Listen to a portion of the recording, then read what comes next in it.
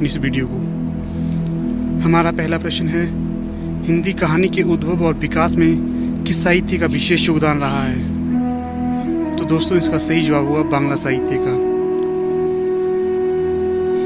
अगला प्रश्न है, हिंदी कहानी का विकास किस पत्रिका से माना जाता है?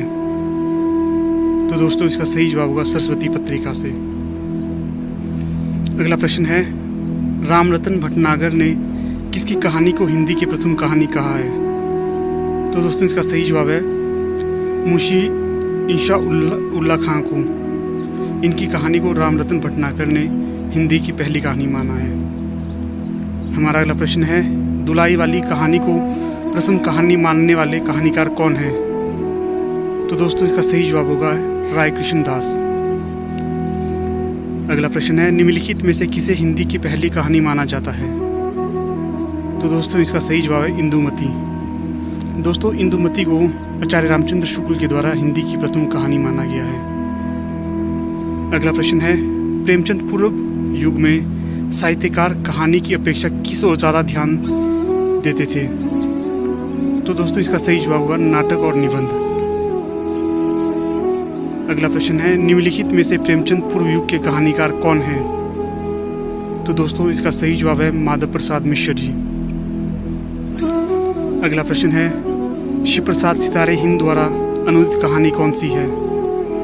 तो दोस्तों गुलाब और चमेली का किस्सा और वीर सिंह वृत्तांत, ये दोनों शिव प्रसाद सितारे हिंद की अनुदित कहानियाँ हैं। दोस्तों अगर आपको इस वीडियो का PDF चाहिए तो मैं दोस्तों इसका टेलीग्राम ग्रुप में PDF को डालता हूँ और टेलीग्राम ग्रुप का लिंक मैं डिस्क्रिप्शन बॉक्स में डाल दूँगा और आप वहाँ से टेलीग्राम ग्रुप को ज्वाइन कर लेना और PDF डाउनलोड कर लेना। हमारा अगला प्रश्न है, राय कृष्ण दास की कहानियों का मूल विषय किस पर आधारित है? तो दोस्तों इसका सही जवाब है भावुकता और आदर्शवाद पर। अगला प्रश्न है, निम्नलिखित कहानियों में से अनुदित कहानी का चयन कीजिए। तो दोस्तों दिए गए ऑप्शन में से अनुदित कहानी का चयन करना है। तो दोस्तों यहाँ पर उपस्थित सभी कहानियाँ अनुदित कहानियाँ हैं, जैसे कि बुद्ध फलोदय, सूरजपुर की कहानी, धर्म सिंह का वृत्तांत, ये सभी कहानी अनुदित है। अगला प्रश्न है, दुलाई वाली कहानी का प्रधान विषय क्या है? तो दोस्तों दुलाई वाली कहानी का प्रधान विषय मनोरंजन है। दोस्तों दुलाई वाली कहानी को बंग महिला के द्वारा लिखा गया है। हमारा अगला प्रश्न है, दुलाई वाली कहानी में किस पर व्यंग्य किया गया है? तो दोस्तों इसका सही जवाब होगा अंग्रेजी पहनावे पर दुलाई वाली कहानी पर व्यंग्य किया गया है। अगला प्रश्न है, एक टोकरी भर मिट्टी कहानी पर आधारित है। तो दोस्तों यहाँ पर मैं बताना है कि एक टोकरी भर मिट्टी कहानी किस पर आधारित है? तो दोस्तों एक टोकरी भर मिट्टी अमीरी और गरीबी के वैमनस्य पर आधारित है। और दोस्तों एक टोकरी भर मिट्टी को माधवराव सुप्रे के द्वारा लिखा गया है। हमारा अगला प्रश्न है, एक टोकरी भर मिट्टी कहानी का उद्देश्य क्या है? तो दोस्तों इसका उद्देश्य नैतिक आदर्श की स्थापना करना है। अगला प्रश्न है, निम्नलिखित में से कौन सी कहानी प्रेम, शौर्य और बलिदान की प्रेम कथा है? तो दोस्तों इसका सही जवाब होगा उसने कहा था। तो दोस्तों उसने कहा था कहानी को चंद्रधर शर्मा गुलेरी के द्वारा लिखा गया था। अगला प्रश्न है, लहना सिंह के चरित्र की विशेषता क्या है? तो दोस्तों यहाँ पर दिए गए सभी ऑप्शन इसका सही जवाब होगा उपयुक्त सभी। अगला प्रश्न है, निम्नलिखित में से किस कहानी की कथा वस्तु प्रथम विश्व युद्ध पर आधारित है? तो दोस्तों इसका सही जवाब होगा उसने कहा था। अगला प्रश्न है, आरंभिक कहानियों में सर्वप्रथम फ्लैशबैक शैली का प्रयोग किस कहानीकार ने किया? तो दोस्तों हिंदी साहित्य में सबसे पहले फ्लैशबैक शैली का प्रयोग चंद्रधर शर्मा गुलेरी के द्वारा किया गया था। अगला प्रश्न है, मुंशी प्रेमचंद जी का कौन सा कहानी संग्रह अंग्रेजी सरकार द्वारा जब्त कर लिया गया था? तो दोस्तों इसका सही जवाब होगा सोजे वतन। अगला प्रश्न है, प्रेमचंद ने अपनी किस कहानी के माध्यम से ग्रामीण जीवन, किसानों की सहृदयता, काइयापन का चित्रण और उनके आदर्श की स्थापना की है? तो दोस्तों इसका सही जवाब होगा पंच परमेश्वर। अगला प्रश्न है, ऊंची और नीची जाति का भेदभाव प्रेमचंद की किस कहानी का विषय वस्तु है? तो दोस्तों इसका सही जवाब है ठाकुर का कुआं। अगला प्रश्न है, विद्रोह, रामलीला, बड़े भाई साहब जैसी कहानियों में प्रेमचंद ने किस शैली का प्रयोग किया है? तो दोस्तों इसका सही जवाब होगा वर्णनात्मक शैली का प्रयोग किया गया है। अगला प्रश्न है, निम्नलिखित में से किस कहानी में प्रेमचंद ने कथनी और करनी की विसंगति पर जबरदस्त व्यंग्य किया है?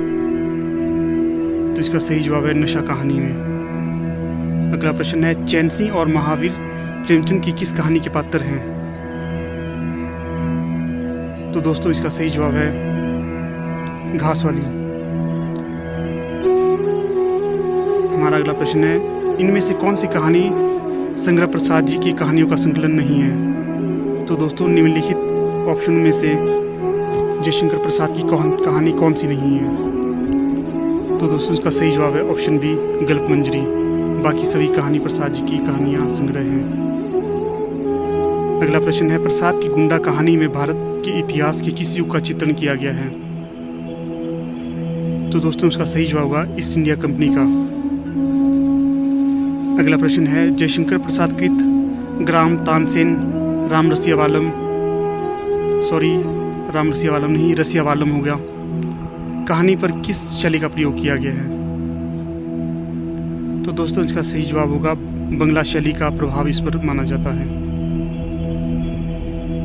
अगला प्रश्न है, प्रसाद ने अपनी किस कहानी में दाम्पत्य प्रेम का उज्जवल रूप प्रस्तुत किया है? तो दोस्तों इसका सही जवाब होगा बी मधुलिका। अगला प्रश्न है, जीवन में पैसे को खाया नहीं जा सकता किंतु पैसों से खाद्य पदार्थों की पूर्ति की जा सकती है, प्रसाद ने किस कहानी के माध्यम से स्पष्ट किया है? तो दोस्तों इसका सही जवाब होगा बंजारा। इस कहानी के माध्यम से ये स्पष्ट किया गया है।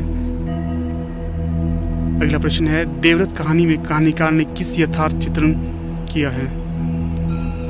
तो दोस्तों इसका सही जवाब होगा देवव्रत कहानी में कहानीकार ने बौद्ध धर्म और विकृत बज्रयानी धर्म का विकृत चित्रण किया गया है, अर्थात यथार्थ चित्रण किया गया है।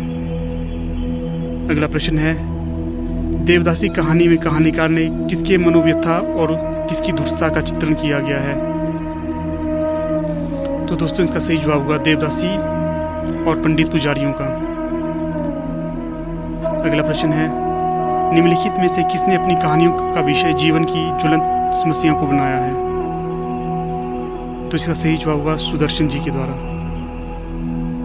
अगला प्रश्न है, आचार्य चतुर्सेन शास्त्री की दुखवा में कासो कहूँ मोरी सजनी कहानी किसका हिंदी रूपांतर है? तो इसका सही जवाब होगा सेलिस्मा बेगम का। अगला प्रश्न है, विशंबरनाथ शर्मा कौशिक तथा ज्वालादत्त शर्मा किस प्रकार की कहानियां लिखने में सिद्धहस्त माने जाते हैं? तो दोस्तों इसका सही जवाब होगा कथानक प्रधान।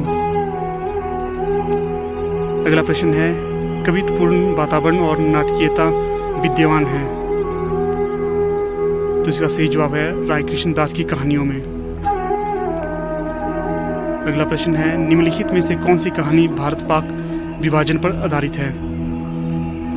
तो दोस्तों इसका सही जवाब होगा खुदा के सामने और दोजख की आग। ये दोनों कहानियों में भारत पाक विभाजन पर आधारित है। अगला प्रश्न है, पांडे बेचन शर्मा उग्र ने अपनी कहानियों में किसके प्रति विद्रोह व्यक्त किया है? तो दोस्तों राजनीतिक परिस्थितियों, सामाजिक रूढ़ियों, राष्ट्र को हानि पहुंचाने वाली प्रवृत्तियों, इन सभी पे उग्र जी ने विद्रोह व्यक्त किया है। अगला प्रश्न है, निम्नलिखित में से आदर्शवादी दृष्टिकोण के कहानीकार कौन हैं? तो इसका सही जवाब होगा चंडी प्रसाद हरिदेश। अगला प्रश्न है, ईदगाह कहानी का विषय वस्तु क्या है? तो दोस्तों इसका सही जवाब होगा बाल मनोविज्ञान। अगला प्रश्न है, ईदगाह कहानी में समाज की किस गंभीर समस्या का चित्रण किया गया है? तो दोस्तों ईदगाह कहानी में गरीबी का चित्रण किया गया है। अगला प्रश्न है, हम लोग चाहे तो एक दिन में लाखों मार लाएं, हम तो इतना ही लेते हैं जिसमें अपनी बदनामी ना हो। ईदगाह कहानी में कथन किस मनोवृत्ति का परिचायक है? तो इसका सही जवाब है पुलिस में व्याप्त भ्रष्टाचार और पुलिस और उसकी अराजकता का। अगला प्रश्न है, दुनिया का सबसे अनमोल रत्न कहानी का उद्देश्य है। तो दोस्तों इसका सही जवाब है देश प्रेम का वर्णन है। अगला प्रश्न है, दुनिया का सबसे अनमोल कहानी में अनमोल रत्न माना गया है। तो दोस्तों दुनिया का सबसे अनमोल रत्न कहानी में देश की रक्षा में गिरे सैनिक के खून के आखिरी कतरे को दुनिया का सबसे अनमोल रत्न माना गया है। अगला प्रश्न है, आकाशदीप कहानी में कहानीकार ने किसका सुंदर सामंजस्य किया है। तो दोस्तों आकाशदीप कहानी जयशंकर प्रसाद जी की प्रसिद्ध कहानी है और इसमें प्रसाद जी ने इतिहास और कल्पना का सुंदर सामंजस्य किया है। अगला प्रश्न है, बुद्धगुप्त और चंपा किस कहानी के पात्र हैं। तो दोस्तों इसका सही जवाब होगा आकाशदीप कहानी के पात्र हैं। अगला प्रश्न है, निम्नलिखित में से कौन सा पात्र द्वीपवासियों की सेवा में अपना जीवन लगाना चाहता है। तो दोस्तों इसका सही जवाब है चंपा। अगला प्रश्न है, निम्नलिखित में से मणिभद्र ने किसे बंदी बनाया था। तो दोस्तों इसका सही जवाब है चंपा को और बुद्धगुप्त को, दोनों को बंदी बनाया था।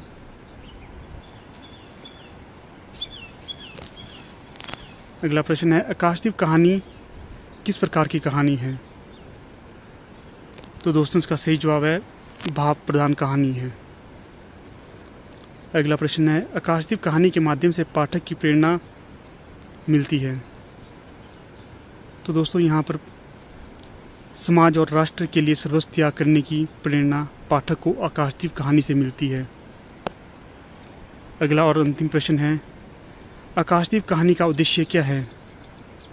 तो दोस्तों मानव के भीतर विश्वास की भावना जगाना, बिना सोचे समझे किसी से घृणा ना करना, गरीब असहायों की सेवा करने जैसी भावना को जगाना, ये सभी आकाशदीप कहानी के उद्देश्य हैं। तो दोस्तों इस प्रकार हमारी इस वीडियो का समापन यहाँ पर हो जाता है। अगर आपको ये वीडियो अच्छी लगे तो इसे लाइक, शेयर और सब्सक्राइब जरूर करें। धन्यवाद।